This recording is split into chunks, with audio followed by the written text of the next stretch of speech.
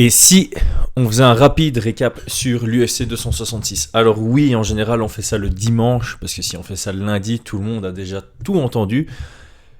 Mais c'était pas possible pour moi hier, donc je le fais aujourd'hui et je vais le faire plus rapidement parce que effectivement il y a déjà beaucoup d'éléments qui ont été donnés pour ceux qui suivent la MMA Sphère sur Instagram, Twitter, etc. etc. Alors, je vais du coup passer très rapidement en revue les combats préliminaires parce que Alexander Volkanovski, les gars. Ce serait lui manquer de respect de parler d'autre chose que de lui, mais on va quand même faire un récap parce que voilà, il y a eu d'autres points qui étaient relativement intéressants. Le premier, Matthew Semelsberger qui nous score un KO en 15 secondes. J'avais fait un petit tweet par rapport à son adversaire. Pour ceux qui ne se renseignent pas, parce que oui, une victoire à l'UFC c'est dingue, une victoire à l'UFC en 15 secondes c'est encore plus ouf. Un beau KO comme ça pour le highlight c'est énorme. Mais pourquoi l'adversaire était signé à l'UFC ? Ok, c'est un remplacement de semi-dernière minute, c'est pas vraiment dans les 24 heures ou les 48 heures, c'était quand même 3-4 semaines, ou plutôt 2-3 semaines à l'avance. C'était un training partner de Nick Nate Diaz, de ce que j'ai compris, ce qui a probablement mené à sa signature. Mais le gars était à 4 victoires, 2 défaites, une égalité dans sa carrière. L'égalité et les 2 défaites, c'était ses 3 derniers combats. Le mec était sur une série de 2 défaites, une égalité. Pas spécialement contre une compétition oufissime. Et il a été signé à l'UFC et ça se voyait. Ok, on a vu que 15 secondes, mais sur les 15 secondes, on voyait qu'il n'avait pas du tout le niveau UFC. Mais pas du tout. Alors, loin de moi, encore une fois, je ne veux pas discréditer le vainqueur. Je déteste faire ça. Mais là, il y a une limite. L'UFC, c'est une marque de fabrique. Tu es à l'UFC, c'est un gage de qualité que tu offres à ton public. Et là, clairement, voilà, ça donne aucune indication sur son adversaire, Matthew Semelsberger. On ne sait pas s'il est vraiment fort ou pas. Effectivement, scorer un KO en 15 secondes au niveau professionnel, c'est quoi qu'il arrive énorme.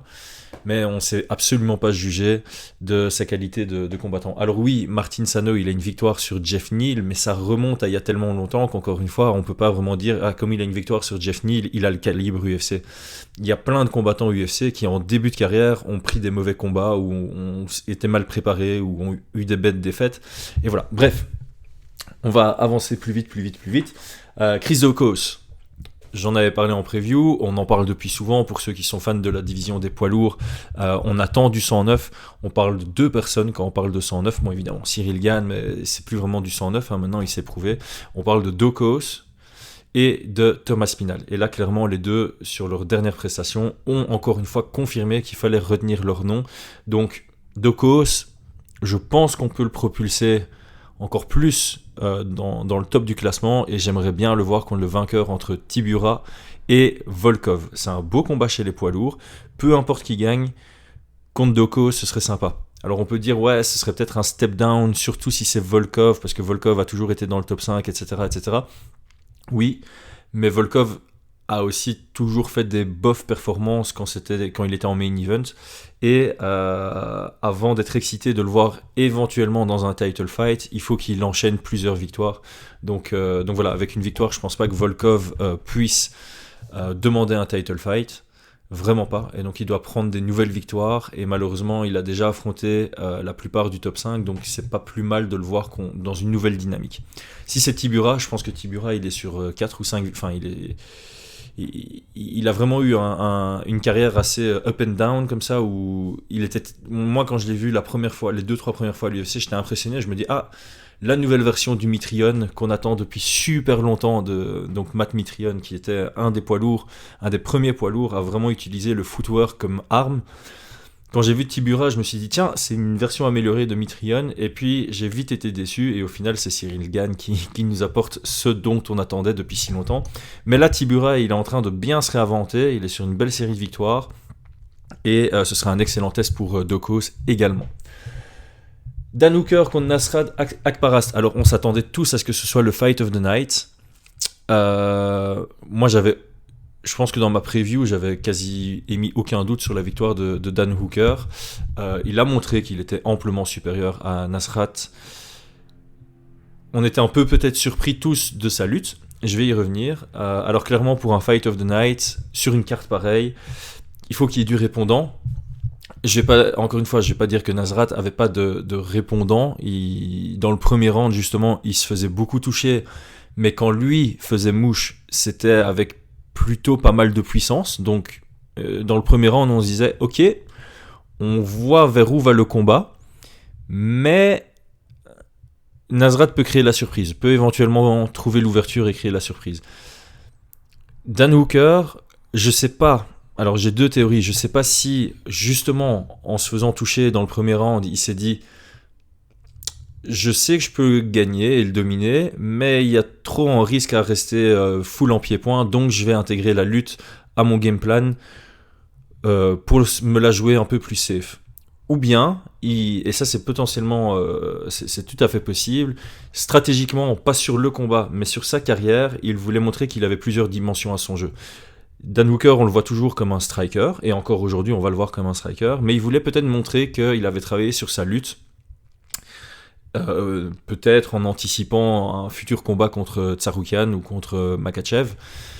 Mais c'est pas une impossibilité. Moi, je pense que c'est ça. Il a voulu montrer au reste de la division, enfin au public et au reste des lightweights, qu'il avait travaillé sur sa lutte, qu'il était également dangereux en lutte et qu'il avait vraiment passé un nouveau cap dans ce qu'on considère comme sa zone d'effort, comme là où il est le moins doué, le moins talentueux. Clairement, au début, donc il a de tête, je sais plus précisément, mais dans le premier round, il a testé quelques amenées au sol, il a raté beaucoup de ses premières, et crescendo, il a eu un succès de plus en plus grand. Au début, je me suis dit, rien d'impressionnant, il a un bon contrôle contre la cage, mais il est loin d'avoir, enfin, c'est logique, il est loin d'avoir les takedowns à la cage de Khabib ou de Kamaru Usman, mais c'était quand même peu actif, je dirais. On voyait que techniquement il y avait une limite. On voit une amélioration, mais techniquement on ne peut pas encore le considérer comme quelqu'un qui aura des takedowns qui vont aller inquiéter le top 5 ou même le top 10. Mais par contre, oui, clairement, on voit une amélioration, on voit une remise en question, une introspection. On voit qu'il veut sortir de ce côté unidimensionnel que beaucoup l'ont critiqué. Et c'est une bonne chose, vraiment. Il est encore jeune dans sa carrière. Il a eu deux grosses défaites, on s'entend. Il a eu une défaite difficile, il a eu un combat juste contre Felder juste avant, et puis une grosse défaite contre Michael Chandler. Ça indique que si un jour il veut être champion, il devait se remettre en question. Qu'il n'allait pas passer entre les mailles du filet jusqu'à avoir la ceinture. Donc bon mindset, bonne réadaptation de carrière, mais j'aimais toujours ma petite astérisque. En tant que numéro 8, il était numéro 8 je pense avant le combat, de la division, tu peux pas te permettre de ne pas dominer quelqu'un qui est en dehors du top 15. Alors on peut dire ce qu'on veut sur Nasrat, il a tout le potentiel de rentrer dans le top 15, il a tout le potentiel de faire une belle carrière, mais actuellement il est en dehors du top 15, et ça aurait été illogique pour Dan Hooker de perdre, ou d'avoir un combat serré. S'il veut se considérer comme top 5, s'il veut se considérer comme potentiel futur champion, il devait surdominer Nasrat. Il l'a fait. Il l'a pas fait non plus de manière complètement extraordinaire où tout le monde va en parler le lendemain. Donc, voilà, moi je reste très frileux. C'est quelqu'un que j'adore vraiment, Hooker. Je pense qu'il a énormément de potentiel, mais je pense pas cependant que cette performance a montré grand chose. Ça a montré des belles choses, mais c'est une belle performance. Mais mon avis ne change pas du tout au tout par rapport à lui. Je pense qu'il a encore des combats très difficiles s'il affronte quelqu'un du top 5 maintenant. À sa place, je resterai... Soit je prends du temps avant, et il a demandé Dariush, je pense. C'est un combat très compliqué pour lui, possible, prenable, mais compliqué. Donc soit il prend Dariush, mais alors il prend du temps, ce qui est totalement faisable parce que Dariush a dit qu'il voulait pas combattre cette année pour profiter de sa jeune vie de papa. Je le respecte pour ça. Mais sinon, il devrait peut-être prendre encore une fois quelqu'un qui est en dessous de lui du classement pour continuer son ascension. Mais effectivement, chez les lightweight, Tu vois, en dehors du top 10, t'as quand même des Gillespie qui seraient des gros combats pour lui. Fiziev, s'il gagne contre Riddle, ça peut être un chouette combat pour lui, mais difficile aussi. Au final, chez les lightweights, il n'y a pas beaucoup de combats faciles, mais raison de plus pour prendre son temps, s'améliorer et sécuriser sa place là où il est. Pour moi, le combat qui fait sens, ce serait Tony Ferguson. C'est lui qu'il devrait call out. Ce serait le bon combat test face à un vétéran qui semble être en déclin, qui semble avoir mal à sa confiance. Maintenant, je pense qu'on a vu des rumeurs comme quoi Tony allait peut-être changer de division. Mais s'il ne change pas de division, Tony commence à avoir bien récupéré de ses 3 défaites. Donc, je ne serais pas contre de le revoir début d'année prochaine dans la cage. Et pourquoi pas contre Dan Hooker, qui lui était sur 2 défaites d'affilée avant la victoire de ce week-end. Donc, pourquoi pas. En plus, sur papier, ça fait plaisir aux fans. Dvalishvili contre Moraes. Alors, comme j'avais dit avant, Moraes, il prend que des combats difficiles. C'était le combat s'est un peu passé comme on pouvait s'y attendre. Soit Moraes allait claquer un KO, c'était pas loin. Soit Dvalishvili va le dominer vers une décision. Là, finalement, il a dominé vers un arrêt de l'arbitre. C'est une belle amélioration pour Dvalishvili, qui est pas considéré comme un finisher, qui vient obtenir un finish après avoir été sonné dans le premier round. Il montre ça lui a coûté le knockdown, mais il montre une plus grande aisance debout, il montre une amélioration dans le striking, ce qui lui permet d'avoir des meilleurs setups en lutte, mais je pense que son style va rester un peu le même sur toute sa carrière, c'est-à-dire qu'il va devoir vraiment, vraiment capitaliser sur sa lutte, en améliorant progressivement le pied-point, mais je pense pas qu'un jour il deviendra le mec qui va aller claquer des KO contre des strikers debout, comme on a pu le voir par le passé, Chad Mendes qui était capable de le faire alors que c'était plutôt un lutteur de base. Donc Dvalishvili, belle performance, c'est une machine, il montre un bon menton, c'est une version améliorée de Darren Elkin, on pourrait dire en tout cas dans cette structure de combat-ci. Il y a des beaux combats qui s'offrent à lui. Et Moraes, un peu comme Dan Hooker qui était sur 2 défaites d'affilée, il ne doit pas avoir peur d'aller chercher quelqu'un plus dans le bas de classement pour un peu se reconstruire. Un peu comme Darren Till, j'ai dit aussi dans mon analyse que moi à sa place j'irais chercher quelqu'un comme Kevin Holland. Voilà, Moraes, ce serait bien qu'il aille prendre quelqu'un numéro 13 de la division ou en dessous. Dvalishvili, il peut continuer à monter, il vient de battre le numéro 6 de la division, il y a des chouettes challenges, il peut prendre des gars comme je sais pas moi, Frankie Edgar, mais Frankie Edgar combat contre Vera, donc si Frankie Edgar gagne, pourquoi pas. Garbrandt, mais c'est une opposition de style, mais pourquoi pas. Enfin, il y a vraiment beaucoup de combats qui s'offrent à lui et qui sont très intéressants dans la division. Andrade contre Calvillo. Je sais pas si j'ai envie d'en parler. Je vais peut-être faire une vidéo à part, l'opinion du Chris sur la division flyweight chez les femmes, et du coup ça me permet aussi de ne pas parler du co-main event. Shevchenko, ultra impressionnante comme d'habitude, beaucoup de bonnes choses à dire sur elle, mais il y a un gap entre elle et le reste de la division qui est hallucinant. Curtis Blades contre Jairzinho,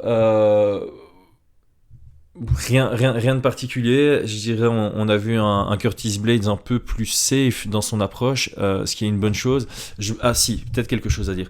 Je me suis rendu compte après avoir upload ma dernière vidéo que je disais que Jairzinho était meilleur finalement quand il mettait la pression que quand il se positionnait comme contreur, puisqu'il est réputé comme contreur et lui-même se mettait souvent en mode inactif dans un combat, dans l'attente d'une action de son adversaire pour contrer. La chose que j'ai complètement oubliée et que j'avais analysé à l'après-combat entre Curtis Blades et Derrick Lewis, et j'en parle parce que c'est intéressant pour tous les coachs qui écouteraient, tous les athlètes qui écoutent ou tous les fans de stratégie. Curtis Blades est encore l'un des rares combattants MMA à être super fort en takedown à l'ouvert, donc en takedown loin de la cage. Inversement et bizarrement, paradoxalement, on dit ce qu'on veut, comme le MMA a évolué, je trouve que le MMA a évolué surtout au niveau de la lutte.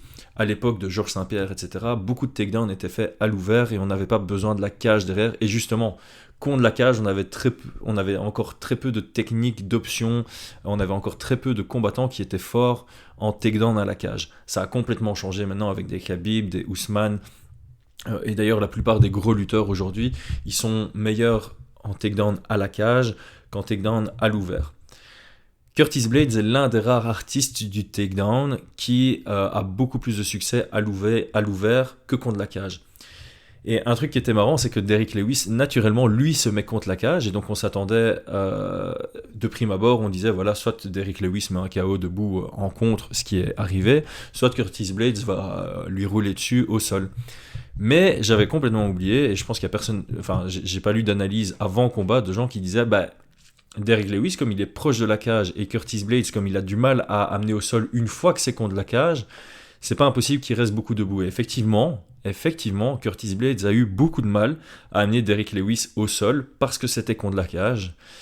Et donc dans ce combat-là, finalement, Jairzinho aurait pu se positionner un peu comme Derrick Lewis et un peu comme lui aime bien, on va dire de manière naturelle 80% du temps. Il aurait pu se mettre lui-même dos à la cage pour chercher le contre, en sachant qu'il allait pouvoir plus facilement défendre les takedowns contre la cage qu'à l'ouvert. Finalement, Curtis Blades a su obtenir pas mal de takedowns à l'ouvert parce que j'ai l'impression qu'il s'en est rendu compte aussi lui-même.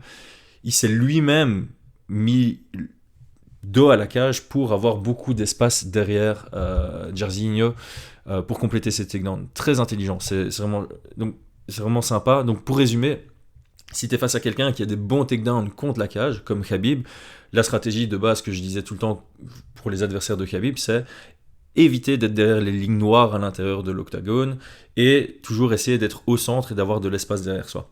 Et ben, contre quelqu'un qui a des bons takedowns à l'ouvert et qui est moins bon au takedown contre la cage, exceptionnellement, il faut faire l'inverse. C'est pas con de se mettre proche de la cage pour que si l'adversaire shoot, on doit juste résister jusqu'à la cage et puis on a plus de chances de défendre une fois qu'on a le dos supporté par celle-ci. Robbie Lawler contre Nick Diaz. Eh ben, on va faire une petite pub. Robbie Lawler contre Nick Diaz 2, je vais revenir un peu sur mes paroles. Donc j'ai été agréablement surpris par Nick Diaz dans le sens où il était techniquement présent. Techniquement, il a fait des très belles choses, un beau volume de jeu. Comme d'habitude, son cardio, ça semblait aller. Bon, évidemment, ça se finit en début de troisième round, donc on ne sait pas dire s'il allait avoir la même intensité dans le quatrième et cinquième, ou même dans le troisième.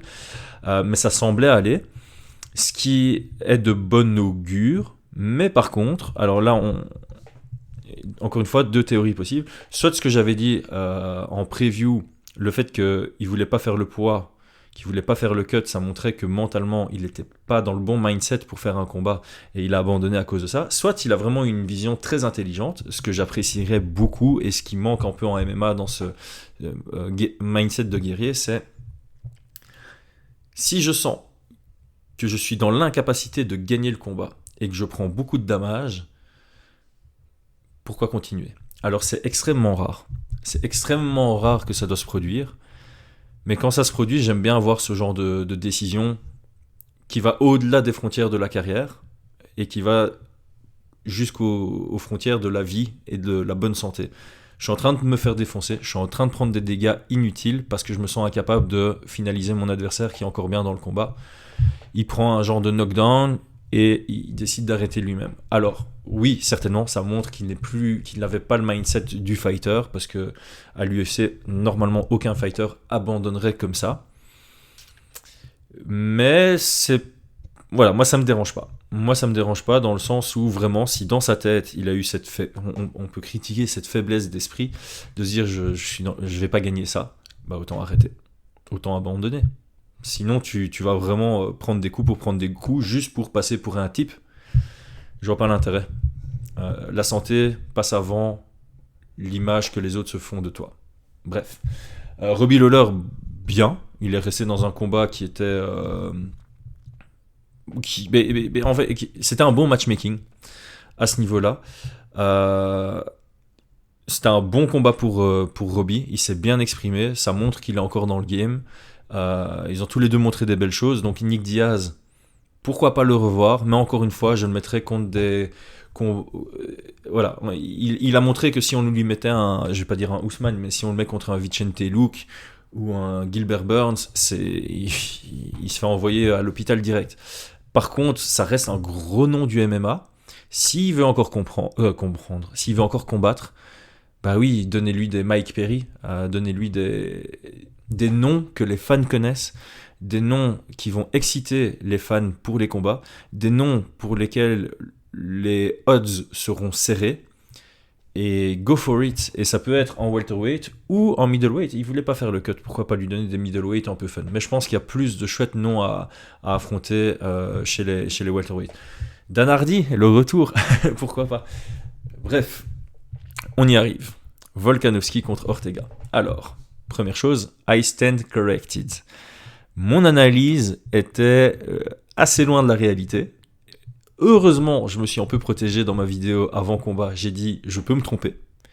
Et je le répète tout le temps. En fait, mes analyses, c'est ce que moi je vois, ce que moi j'estime qui va se passer. De temps en temps, j'ai correct. De temps en temps, j'ai faux. Là, j'avais faux. Je voyais le combat se dérouler comme le premier round, étalé sur 5 rounds. Faible volume. C'était pas si faible que ça. Mais c'était pas non plus un haut volume de jeu. Je pense que dans le premier round, c'est 30 frappes à 16 qui ont touché, dont 95%, 95% des frappes étaient pas très significatives. Enfin, ça touchait clairement, mais c'est pas le genre de frappe qui allait mener à des finishes. Je pensais que le combat allait se dérouler comme ça. Le premier round était compétitif, mais clairement à l'avantage de Volkanovski. Je m'attendais quand même à ce que ce soit un peu plus serré et que justement chaque round soit serré et qu'on tombe éventuellement sur une split parce que certains rounds auraient pu être discutables. Premier round, beaucoup d'observations, beaucoup d'analyses, mais on voit quand même un Volkanovski plus entreprenant, plus efficace. Et le point le plus important entre le premier round et le deuxième round qui a fait la différence entre un champion et un challenger, c'est l'adaptabilité. L'adaptabilité de Volkanovski, j'en avais parlé dans la preview, c'est un de ses gros points forts. Et là, il a prouvé qu'une fois qu'il avait un read sur son adversaire, il pouvait monter crescendo. Et en fait, ce qu'il fait, c'est... J'avais dit que défensivement, il était très au point. Quand il attaque, il a toujours une pensée défensive. Quels sont les risques ? Je contrôle, je mitige tous les risques. Dans le premier round, du coup, il a été beaucoup sur les feintes, beaucoup sur les single attacks, et il a une expérience, il a une compréhension du MMA qui fait qu'il peut analyser chacun des moments, chacune des actions qu'il fait, il analyse les réactions de son adversaire. Dans le premier round, il s'est peu ouvert, et il s'est rendu compte, dans le premier round, qu'il pouvait s'ouvrir davantage sans prendre de risques. Et donc, à partir du deuxième round, il s'est ouvert davantage, et il a remarqué qu'il n'y avait pas énormément de répondants du côté de Ortega. Et le combat est donc parti en crescendo où il dominait de plus en plus jusque dans le 5e round. Je vais y revenir après. Et évidemment, Ortega a eu ces 2 moments dans le 3e round où là, on ne peut pas dire que c'est une domination qui allait crescendo, mais au-delà des moments, la domination du 3e round était plus impressionnante que celle du 2e si on enlève le moment de guillotine. Alors je sais qu'avec les si on refait le monde, mais bref. Donc, tout ça pour dire que Volkanovski, il est ultra complet, on l'a encore vu. Il comprend le MMA, il a perfectionné un style qui est très adapté, il est très stratège, et il est capable de lire. Donc il a un contrôle de l'adrénaline et de la gestion d'émotions, j'en passe, qui est hors du commun, parce que le gars, clairement, pendant le combat, il prend des données, et il exploite correctement ces données. Ça, c'est de l'intelligence de combat. Et c'est magnifique à voir. Qu'est-ce que je peux dire de plus ? Oui, le 3e round, tout le monde en parle. Il se fait surprendre. Soyons honnêtes, tout le monde fait des erreurs. Il se fait surprendre sur un de ses low kicks. Très beau contre de Ortega, qui saute sur la guillotine. Je pense que ça passe pas loin. C'est toute une différente histoire si Ortega gagne là-dessus. Mais ça montre aussi le champion mindset de Volkanovski qui tape pas là-dessus et qui arrive à sortir. Donc sa défense en grappling qu'on n'avait pas encore spécialement vue a été mise à épreuve et il a réussi avec brio. Ça c'est clair, c'était superbe. Le grand end pound extraordinaire, et alors son cardio, parce que il impose un rythme, il impose une intensité qui est énorme et qui est très difficile à supporter, et il a réussi à la maintenir pendant 22 minutes. Les 3 dernières minutes, c'est là où il a commencé à ralentir, et c'est là où il y a un paradoxe chez Ortega. Donc je finis Volkanovski, incroyable, vraiment incroyable performance, incroyable combattant. Ortega, mental de ouf, il est durable, il est capable de prendre des coups et de rester dans le fight. Mais autant contre Max Holloway que contre Volkanovski, ici on a l'impression que il sait, entre guillemets, qu'il est capable de retourner la situation à tout moment, mais on a l'impression que ça doit tomber un peu du ciel. C'est pas lui qui va aller provoquer ça. Je parlais de Darren Elkins tout à l'heure. Darren Elkins, c'est un peu quelqu'un comme Ortega dans cette dynamique de combat. Quand il succombe, quand il subit au combat, ce qui arrive souvent, Ortega, on avait vu les statistiques, il perdait beaucoup de combats jusqu'à retourner la tendance. Darren Elkins, c'est pareil, il va toujours perdre le premier round, de temps en temps le deuxième, et il va retourner la situation soit dans le deuxième, soit dans le troisième. La grosse différence, c'est que j'ai l'impression que Darren Elkins, il a vraiment cette présence d'esprit de se dire « Ah, je suis à la maison, je suis en train de me faire défoncer, c'est habituel, je vais retourner, je vais provoquer, je vais faire en sorte de retourner la situation à partir du deuxième ou du troisième. » Ortega, il est un peu trop opportuniste à ce moment. C'est une impression. Je sais pas comment exprimer ça différemment.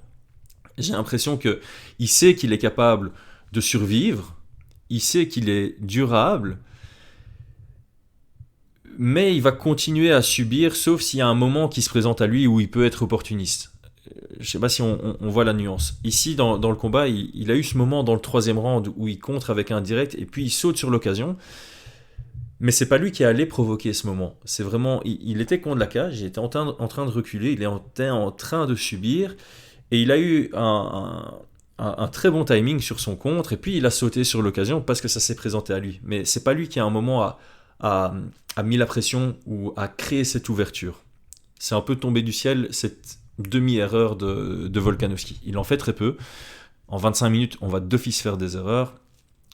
Ortega a failli capitaliser dessus, mais encore une fois, c'est ça que je veux dire, c'est pas lui qui va vraiment aller chercher à provoquer l'erreur. Il l'a fait en toute fin de combat, quand Volkanovski fatiguait. Parce que là, mentalement, il s'est dit, tiens, je vois qu'il fatigue, moi j'ai encore de l'énergie, je vais aller prendre des risques.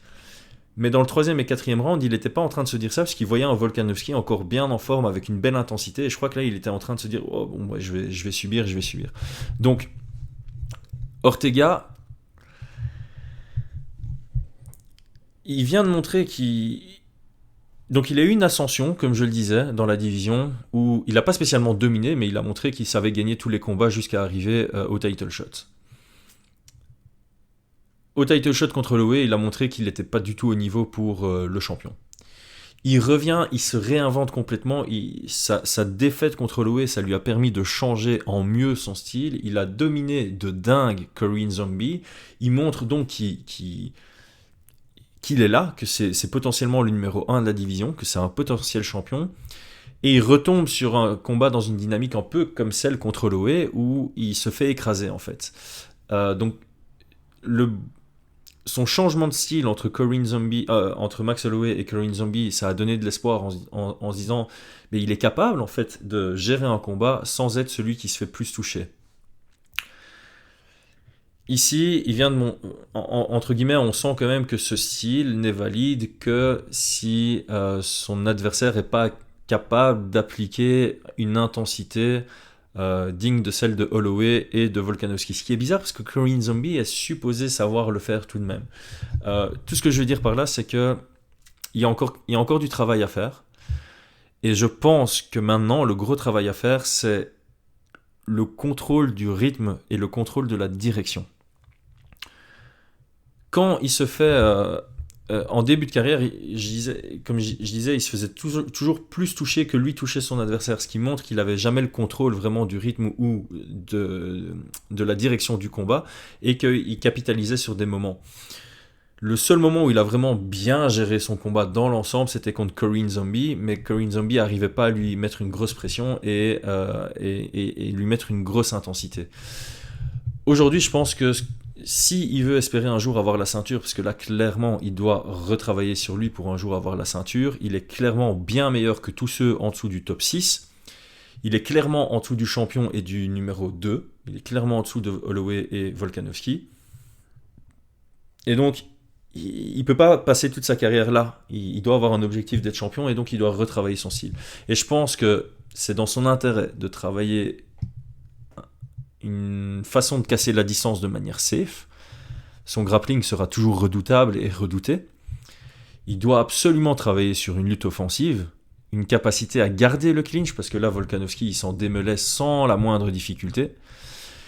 Et il doit apprendre à se montrer dans des combats à haute intensité. Donc il a des leçons à tirer. Je pense qu'il a du potentiel pour rester en danger dans la division. Mais s'il veut être champion, il a encore beaucoup de travail. Je pensais qu'il avait moins de travail que ça, il en a encore beaucoup. Mais ça reste possible. Ok, c'est tout pour aujourd'hui. Merci à tous d'avoir suivi. C'était Chris Gunacht. Comme d'habitude, on s'abonne si ce n'est pas encore fait. On like, on partage, on achète mes livres, on profite de mes codes promo. Tout ça, c'est dans la description de la vidéo. À très bientôt.